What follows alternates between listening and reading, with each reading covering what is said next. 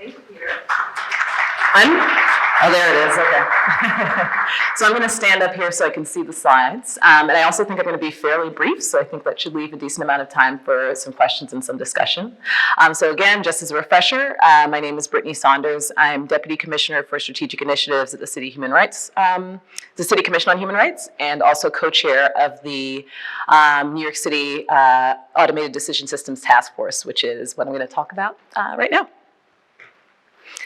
So just a brief word on the City Commission on Human Rights. Again, we're the local agency that enforces our human rights law. It is very robust and protective, covers housing, employment, and public accommodations, as well as bias-based profiling by law enforcement and discriminatory harassment. You'll see here just kind of an assortment of the materials that we've developed to help educate New Yorkers about our various protections. And that has certainly been a commitment of our current commissioner, who came in February of 2015. And I will say that it was after a period of some pretty significant disinvestment in the commission under some of the more recent, well, I'd say the last couple decades. So I think the commission really had its heyday in the 70s under the leadership of Eleanor Holmes Norton, who I think was, perhaps well, no, that's not true, but was one particularly energetic director of the agency, and also in the early 90s, kind of waned a little bit after that, and we're now trying to build ourselves back up and make sure that we're having impact for New Yorkers. And just to share a little bit of history, because I think it is instructive to the points that were raised earlier about the law, and I suppose by extension, government being kind of additive functions, right? So, the history of the commission, we grow out of a kind of standalone ad hoc committee that was formed in the wake of some racial unrest in Harlem in 1935. And thereafter kind of evolved into a full city agency in 1955, and then after that was renamed the City Commission on Human Rights in 1962. So just to further illustrate some of the areas in which our law has evolved to respond. Actually, I'm going to skip this slide because I talked about the areas of our jurisdiction, and maybe go ahead to this one and then jump back for a second.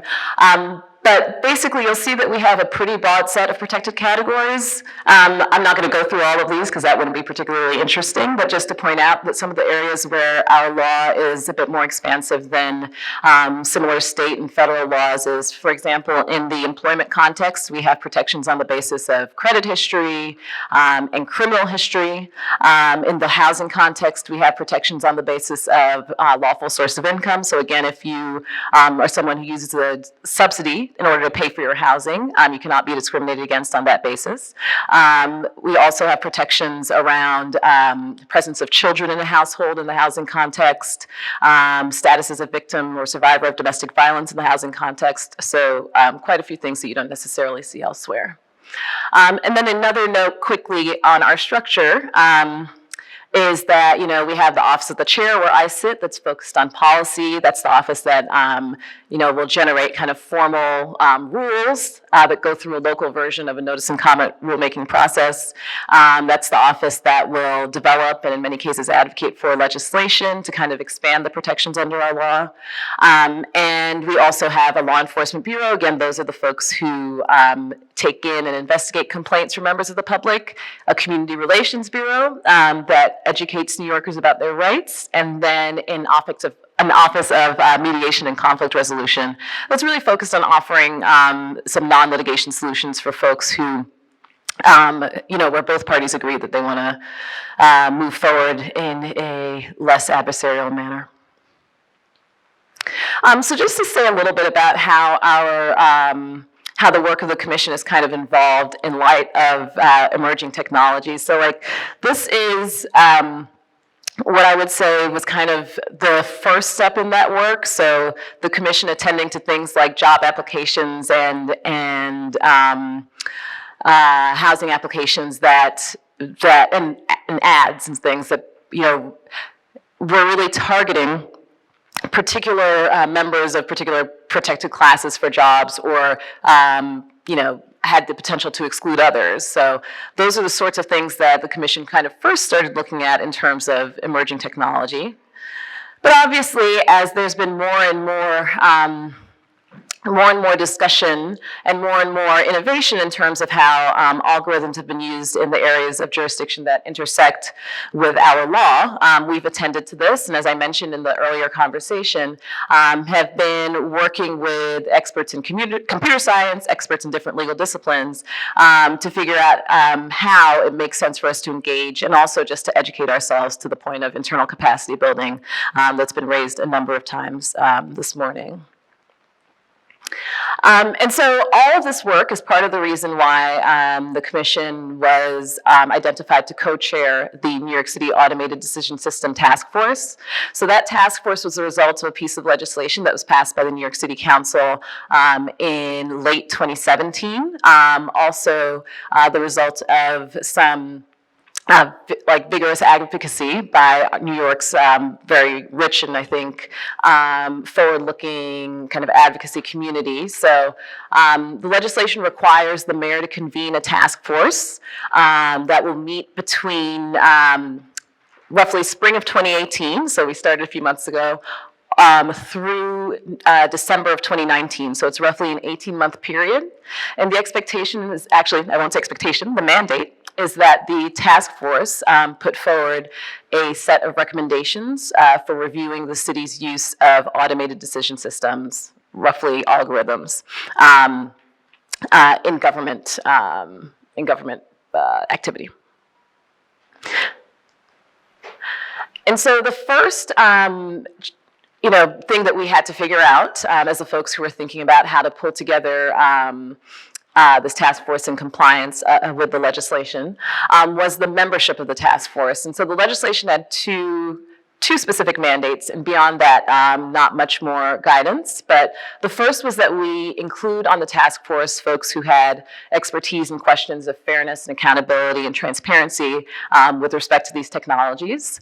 And the second was that we include folks who worked for essentially nonprofit organizations that work in partnership with impacted communities. And so we took both parts of this guidance really seriously, and also I think took seriously the notion that that technological expertise, while incredibly important, is not the only sort of expertise that's going to be particularly useful here. So our task force includes about a dozen folks who are external to government. I'll talk about some of the government membership in a moment, but we have folks who are, actually a few folks who are based right here at NYU. So we have representatives from the Center on Race, Equality, and the Law here at NYU Law School. We have computer scientists who's based here at NYU. We have computer scientists from Columbia and Cornell as well. But we also have folks who are kind of long-term advocates, some who are specific to this, the intersection of tech and equity. So we've got membership from the Digital Equity Laboratory at the New School. But we also have folks who are experts who've done lots of advocacy and lots of work in support of many different communities. So we have representation from the Transgender Law Center, from the Council on American Islamic Relations, from a range of groups who all had kind of varying forms of interactions with and histories and experience with government and government decision making, because I think we thought it was important to reflect that and to make sure that that was informing our decision making. The other thing that is, I think I glossed over on the previous slide, but I think is really worth mentioning, is that the leadership of the task force, it's co-chaired by myself from the City Commission on Human Rights, but is also co-led by the Mayor's Office of Operations, which is, I think, incredibly helpful. They bring both, practically speaking, some really, really valuable project management expertise to this process, which is helpful given the kind of quick timeline that we're on. But they also have a lot of insight into kind of various interagency initiatives, lots of experience supporting agencies to implement programs across the administration. And also the Mayor's Office of Data Analytics is housed in the Mayor's Office of Operations, which has been another really helpful resource. And then just to say a quick word beyond that, there are a number of city agencies that are also represented on the task force.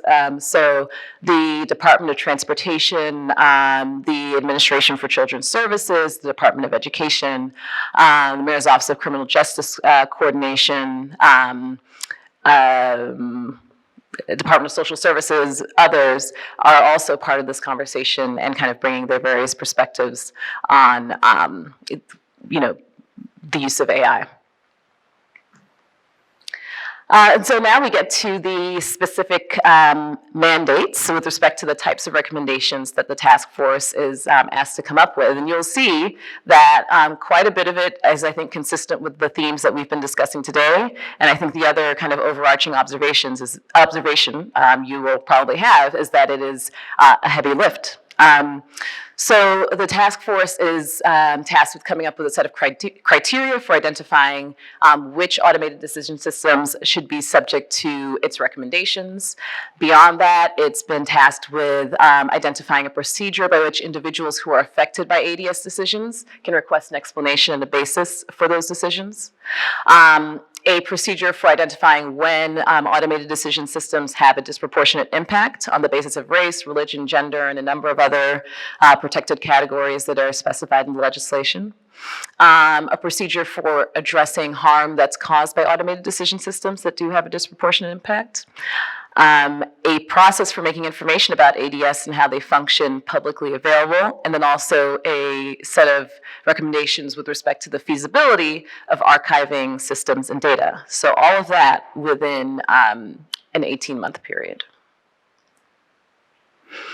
And so just to kind of take you through a little of what we've done to date, we, after doing the I think really thoughtful work of trying to identify the right set of people to serve on the task force. We moved to our initial convening in spring of 2018, and a significant focus of our time since then has been on this question, or basically the first question on that list, which is, how do you identify the types of ADS that are going to be subject to the recommendations of the task force? We've developed a working group structure, given the kind of 5 specific questions that we need to address to help us get to those specific requirements. And we're also giving some thought to something that's very consistent with what was raised on the last panel, which is how do we use this as an opportunity to engage the broader community of New Yorkers in a conversation about algorithmic decision making. And then, of course, our final kind of task will be to deliver the report itself in December of 2019, so roughly a year from now. And so just to share a couple of resources for learning a bit more about the task force and also ways to engage. So you can visit our website, which is pictured there, and then folks are also invited to email us with questions. People will sometimes send press inquiries, meeting invites, all sorts of things. Also substantive suggestions on how to go about the work. But that's basically the portal for all of those things. And with that, I will pause and see if folks have any questions.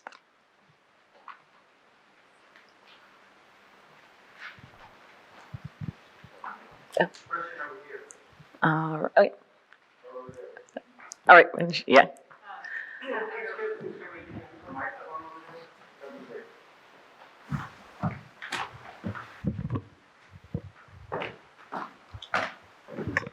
Hello. My name is Anna, and I'm an associate at the law firm of Debevoise & Plimpton. And I was wondering, to what extent are you engaging in broader conversations with other municipalities or states about how to go about doing this work, how your process is working, and whether you'd recommend that? Great. I'm cold. Yes. Well, I hope you get better soon. Short answer to that is that quite a bit. There's been a lot of, because I guess I didn't mention this, but it is true that this is the first task force of its kind, at least at the local level. So we've gotten quite a bit of outreach from people in other cities, whether it's government actors or advocates or others, who are kind of curious about what we've done, how it was done, where we are in the process, and kind of reflections on it. So that is definitely part of the I guess, unofficial work of the task force. Hi, I'm Sumedha. I'm also an associate at a law firm, so maybe there's a common theme here. But you said that you're engaging a lot with with New Yorkers. What are some of the common themes that they're reaching out to you about relating to this task force or the ADS or anything like that? So I will say, I hope I didn't misspeak. I'd say one of the things that we are working on now is like a plan for engaging with New Yorkers more broadly. I will say that like while there's a like there are quite a few advocates and academics who, in New York, obviously very unsurprising given this room, right, who care deeply about this issue, and we have had lots of conversations with and heard from them. I think there's definitely a need to kind of expand the conversation so that we're hearing from folks who don't necessarily think about these issues as part of their 9-to-5 jobs, but who may be deeply engaged in work around housing or work around criminal justice issues or something else, and helping to, I think, make more accessible and understandable the connections between this work and their work. So, yeah, I guess that's what I'd say. In terms of what we're hearing now, it's kind of lots of interest in like the inside baseball of what the task force is doing, unsurprisingly. But I would hope that we could expand the universe of people who are really kind of attending to our work. But it's challenging, because a lot of the same folks that we would like to connect with are just pulled in so many different directions given our current context. So it can be hard to, I think, frame these issues in a way that really, I guess, is easily accessible or a kind of top priority. Hard, but not impossible to overcome, I would say. Hi, Ben Zeffenbergen from Princeton University. I'm curious whether in the last half year that you've been looking at the different systems, whether you've seen, or whether you have a wish list for laws that should be changed as a result of what you've experienced, where could they be hampering the good uses of these systems? If you could reflect on that. Yeah. I will say that, as I mentioned before, we have spent like much more time than I think we thought we would spend on just the kind of broader definitional questions, so figuring out what is the right way to define automated decision system. I would also just say that it's definitely way too early for me to say like what a kind of wish list would be, in part because it's a body of like 18 or so folks, but also just because I think we're just too early in our process to say. Yeah. Well, I'll add a question. So I feel like we've heard a lot of really great speakers over the last couple of days. We've had a lot of expertise. Is there anything that any of us could do to help you in your work? Wow, that is a great question. Thank you. So one is,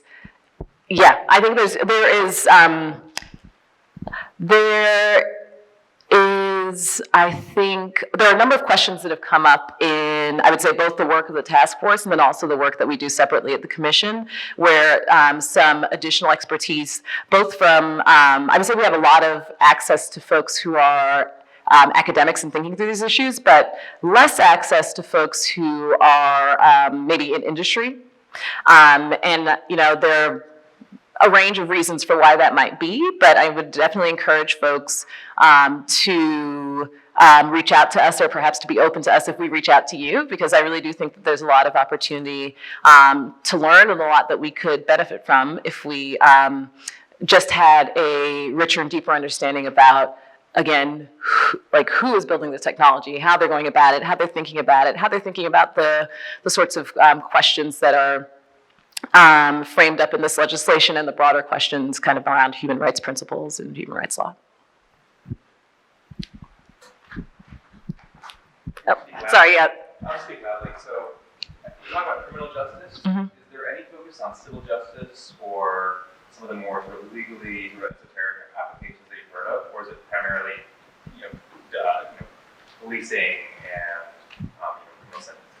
Oh, it's not. It's if I gave you the impression that is not necessarily the focus of the work. The work is looking at government broadly, and part of that, New York City local government broadly, and part of that definitional place where we've done or have taken, I think, more time than we originally anticipated was around like what is the universe of systems that count as ADS. And I think the next step after that is kind of trying to figure out, okay, well then, like, are we making some sort of, are we drawing lines around particular substantive areas? Or like, we're just basically have not gotten there yet. But I would say because of that, what's on the table is pretty broad at this stage. I think we have time for one more. I was just wondering, where are you getting your data? Is it government records? Do you have public-private partnerships that you're getting some of the private data sets? So I would say, like, again, the work of the task force is to develop a set of recommendations around how the city will review its use of ADS moving forward. So I would say we're not yet, and I don't know that we will be in a process of like trying to request like data sets. I think what will probably be part of the process is looking at different models of how government decision making works, both, you know, the way it's worked traditionally, like with non-automated systems, looking at examples from other jurisdictions. But I don't know that, I guess I just don't have a ton to say at this point about like requesting an actual like private data sets and how those have been used. Yeah. Thank you. Very much. I can tell you, I for one am looking forward to reading that report. And just to respond to this last question about, I mean, to at least give a comment, and maybe you can respond. You know, if you looked at the jurisdiction of the Human Rights Commission, I mean, she talked about some of it, Brittny talked about some of it, right? In housing, in lending, housing decisions, lending decisions, education, who goes to what school, all of those are in some ways affected by artificial intelligence. So just speaking for myself, I would be very disappointed if at the end of this process, not necessarily that they don't have to ask for data sets to do that, but they have to understand that these are really important issues that are affected, people's lives are affected by artificial intelligence.